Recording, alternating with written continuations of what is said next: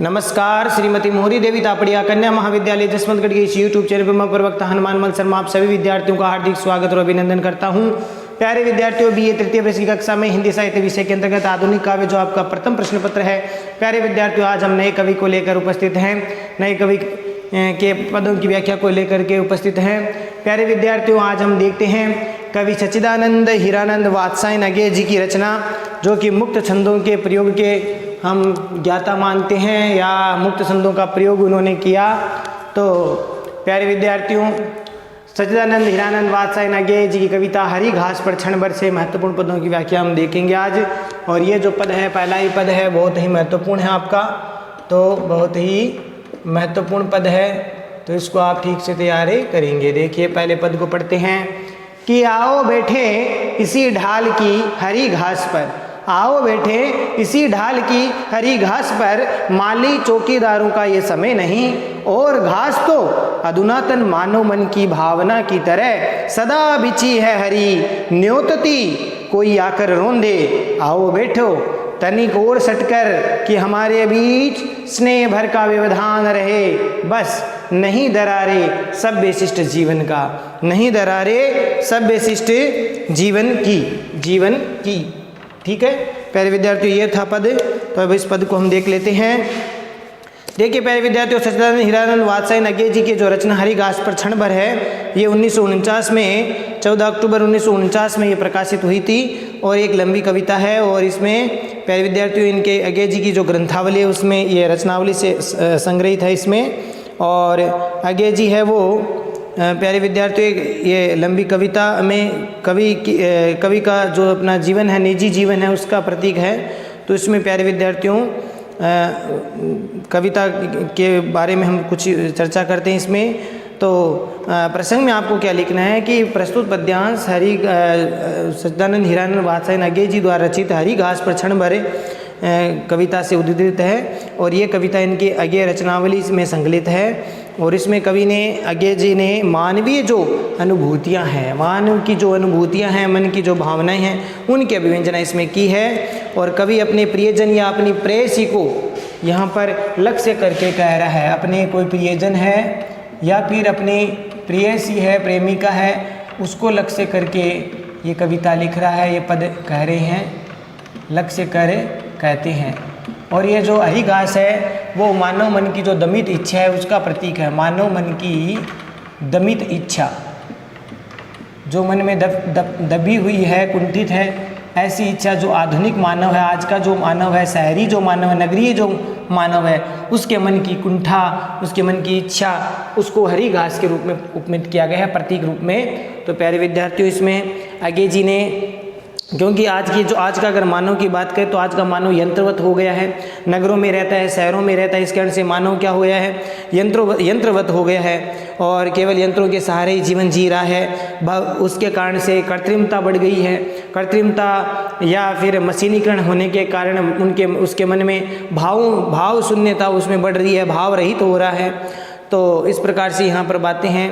प्यारे विद्यार्थी, वो औपचारिक रूप से अपने जीवन को एक तरह से कृत्रिम बना दिया, उसने बनावटीपन जीवन है वो जीता है। और सांकेतिक प्रतीकात्मकता के रूप में ये कविता है, सांकेतिक प्रतीकात्मक कविता है ये। और इसमें प्यारे विद्यार्थियों, इस रचना में मानव है जनवादी जो समस्या हैं उनको नगर की अकुलाहट व कोलाहल से दूर ले जाने की या प्राकृतिक वातावरण में रहने की बात इसमें कही गई है कि लोग है वो नगर प्रकृति से जुड़ नहीं रहे हैं, इस बात को इसमें कही जा रही है, बात इस भाव इसमें दिया गया है, क्योंकि आज का मानव, शहरी मानव वो यंत्रवत हो गया है। तो इसमें देखिए अज्ञेय जी ने मानवीय अनुभूतियों की व्यंजना की है इसमें। और वह अपने प्रियजन या प्रेयसी को लक्ष्य करके क्या कहते हैं कि आओ बैठे इसी ढाल की हरी घास पर। ठीक है, हरी घास की ढाल पर, हरी घास वो लगी हुई है और उस बगीचा है, तो उस बगीचे के ऊपर हम कुछ ढाल पर जो है बगीचे में जो हरी घास चारों तरफ लगी हुई है, उस पर कुछ समय के लिए आओ, कुछ समय के लिए हम बैठ जाएं, कुछ समय के लिए क्या है, हम बैठ जाएं अपने प्रेयसी को या लक्ष्य करके कवि यहाँ पर कह रहे हैं। कि कुछ समय के लिए हम यहाँ पर बैठ जाएं।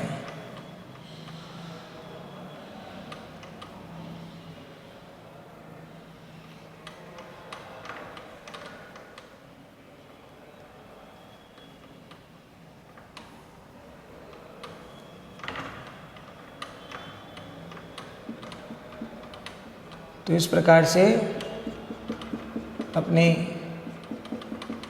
प्रेयसी को लक्ष्य करके हरी घास पर बैठने का यहाँ पर कह रहे हैं। प्यारे विद्यार्थियों, अब देखो, आओ बैठे इसी ढाल की हरी घास पर क्षण भर। हरी घास पर माली चौकीदारों का समय नहीं है, अर्थात आओ कुछ देर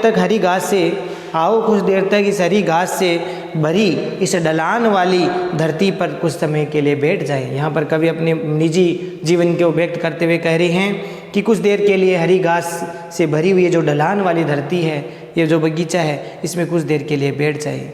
आगे कवि कहते हैं कि हरी घास पर माली चौकीदारों का समय नहीं है, यानी अभी यहाँ का इस समय बगीचे की जो ढलान है उस समय यहाँ पर कोई माली या चौकीदार, जो पहरेदार या जो बगीचे की रक्षा करता है, देखभाल करता है, वो माली भी यहाँ पर नहीं है। तो यहाँ पर कोई भी माली या चौकीदार भी नहीं है जो हमें इस प्रकार से हम एकांत में अगर बैठेंगे, बात करेंगे, तो कोई रोके या टोके, ऐसा कोई नहीं है, क्योंकि ये अवकाश का समय, यानी वो भी अभी कोई भोजन इत्यादि करने के लिए गए हुए हैं, उस समय वो चौकीदार माली नहीं है, तो ये अवकाश का समय है। और घास तो अधुनातन मानव मन की भावना की तरह सदा बिछी आ रही। न्योतति, न्योतति का मतलब होता है आमंत्रित करना। न्योतति का मतलब क्या होता है प्यारे विद्यार्थियों? आमंत्रित करना, आमंत्रित करना। तो इस प्रकार से यह है। और जिस प्रकार से आधुनिक जो मानव है उसके मन की भावना सदा उसमें भरी हुई रहती है, यानी आधुनिक मानव है, जो नगरीय मानव है, जो शहरों में रहता है, वो मानव, उसके मन में तरह तरह की भावनाएं उसमें भरी रहती है और वह उन्हीं भावनाओं के बल पर तरह तरह के सपने देखता है और वह अपना जीवन इस कारण से अच्छा भी उसको लगता है। और ऐसी स्थिति में हरी घास भी ठीक उसी प्रकार से है। आधुनिक मानव के सपने जैसे अधूरे रह जाते हैं, उसी प्रकार से हरी घास को लोग जो अपने पैरों से रौंदते हैं, क्योंकि हरी घास स्वयं चाहती है कि मुझे कोई रौंदे। तो इस प्रकार से कोई आकर के रौंदे, रौंदे मैंने कुचले, रौंदे का अर्थ होता है कुचले। तो यहाँ अधुनातन मानव मन की भावना का मतलब हो गया चिरदमित जो मानव की इच्छा है वो, उस भावना की तरह जो आधुनिक मानव की जो चिरदमित मानव मन की जो भावना है वो है। और माली चौकीदारों का मतलब यहाँ पर सामाजिक जो वर्जनाएँ हैं, सामाजिक बाधाएं हैं, उनको यहाँ पर कहा गया है। और इस प्रकार से मानव की जो चिरदमित जो इच्छाएँ हैं वो पूर्ण नहीं हो पाती है, तो इसको यहाँ पर उजागर किया गया है प्यारे विद्यार्थियों। और ऐसी स्थिति में मानव सभ्यता और शिष्टाचार में अनेक प्रकार की वर्जनाएं उसको रोक मनाही इस प्रकार से जीवन में उसको आ रही है। और साथ में देखिए आगे क्या कहते हैं कि सदा बिछी हरी न्योतति कोई आकर रौंदे, यानी जिस प्रकार से आधुनिक मानव के मन में तरह तरह की इच्छाएं होती है, उसी प्रकार से हरी घास के भीतर भी अनेक प्रकार के सपने हैं, मन भावनाएं हैं, लेकिन वह लोगों को ये कहती है, न्योतति आमंत्रित करती कि कोई आकर के उसे रौंदे, अर्थात कोई प्रकृति के साथ में जुड़े। ये जो आज का आधुनिक मानव है प्रकृति के साथ में आकर के जुड़े, ऐसी हरी घास की कामना है, इच्छा है। और तनिक और सटकर के हमारे भी स्नेह भर का, स्नेह भर का मतलब होता है प्रेम भर का, अंतर मैंने बाधा, ठीक है, तनिक मैंने थोड़ा थोड़ा, और हमारे भी स्नेह, स्नेह मैंने प्रेम का, व्यवधान मैंने बाधा, नहीं रहे नहीं दरारे शिष्ट सभ्य की, दरारे का सभ्यता, शिष्टता की, सुशीलता की दरारे नहीं रहे। देखिए प्यारे विद्यार्थियों, यहाँ पर कवि कहते हैं कि हरी घास पर क्षण भर के लिए हम सटकर के पास में बैठ जाएं। जो प्रेयसी को लक्ष्य करके कह रहे हैं कवि कि कुछ क्षणों के लिए हम एक दूसरे के पास में बैठे, अर्थात क्षण भर के लिए सटकर या पास में बैठ जाए, ताकि हमारे बीच किसी भी प्रकार का प्रेम के अलावा कोई बाधा नहीं हो। हम प्रेम से भरी बातें करें, एक दूसरे के मन के भावों को समझे। तो इस प्रकार से यहाँ पर कवि उस प्रेयसी को, प्रियजन को लक्ष्य करके कह रहे हैं कि हमारे बीच किसी प्रकार का प्रेम के अलावा और कोई बंधन नहीं रहे, कोई व्यवधान नहीं रहे।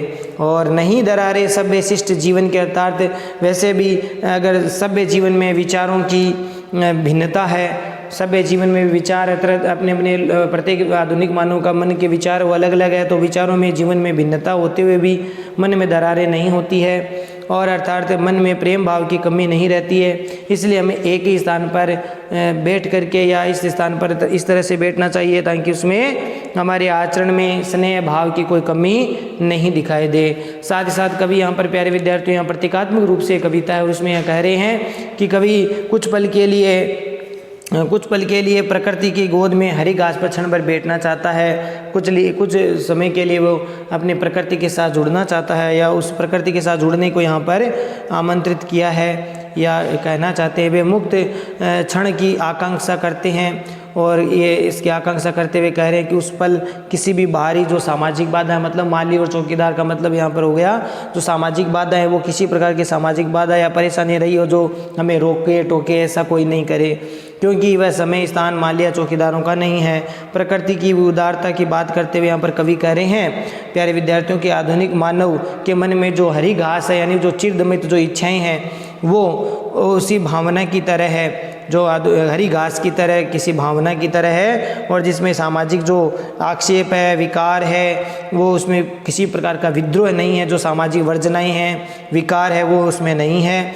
और हरी घास पैरों के तले उसी प्रकार से हरी घास तो सदा ही लोगों के पैरों तले रौंदी जाती है और रौंदी जाती रही है और वह स्वयं ही उसको कुचले जाने का न्योता वो दे रही है।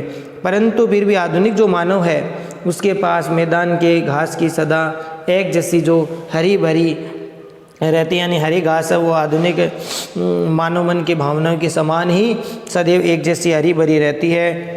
और आधुनिक मानव के साथ इतना समय नहीं है कि वो आज प्रकृति के साथ जुड़ जाए। तो इस प्रकार का चित्रण इसमें किया गया है। और विशेष वाले पॉइंट में आपको लिखना है इसमें नए मानव की कोरी भावुकता पर व्यंग्य किया है। प्यारे विद्यार्थी इसमें नए मानव जो आधुनिक मानव है, नगरीय मानव है, उसकी भावुकता पर व्यंग्य किया है। आधुनिक मानव में दिखावे की जो प्रवृत्ति है, बनावटीपन उसके भीतर है, उसके व्यवहार में बनावटीपन है।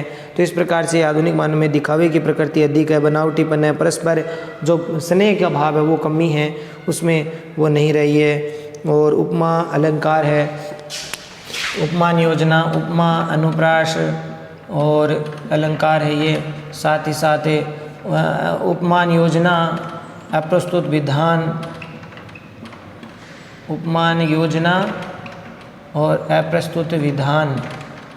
प्यारे विद्यार्थियों ये बहुत ही क्या है भावानुरूप है। मुक्त छंद की पद में तो यहाँ पर छंद कौन सा है? मुक्त छंद, जो कि मुक्त छंद के का प्रयोगवादी विचारधारा के कवि हैं ये सच्चिदानंद हिरानंद वात्सायन अज्ञे जी। तो इन्होंने मुक्त छंद का प्रयोग किया इसमें। तो तत्सम तद्भव शब्दावली से युक्त रचना है, तत्सम शब्दावली से युक्त रचना है। तो आशा करता हूँ प्यारे विद्यार्थियों ये पद समझ में आ गया होगा, बहुत ही महत्वपूर्ण है। तो यहाँ पर कवि आधुनिक जो वर्जनाएं हैं उनको सामाजिक जो बाधाएं हैं उनकी जगह उनको रोक करके या उनको न रहते हुए कुछ समय प्रकृति के साथ जुड़ने की बात इसमें कह रहे हैं। तो प्यारे विद्यार्थियों आज के लिए बस इतना ही। अगली वीडियो में पुनः उपस्थित होंगे आगे जी के आगे के पदों की रचना को लेकर। तब तक के लिए इस पद को ठीक से पढ़े, समझे, अर्थ ग्रहण करें और नोट्स बनाकर याद भी करें। चैनल को लाइक, शेयर और सब्सक्राइब करना ना भूलें। जय भारत, जय हिंदी। धन्यवाद विद्यार्थियों।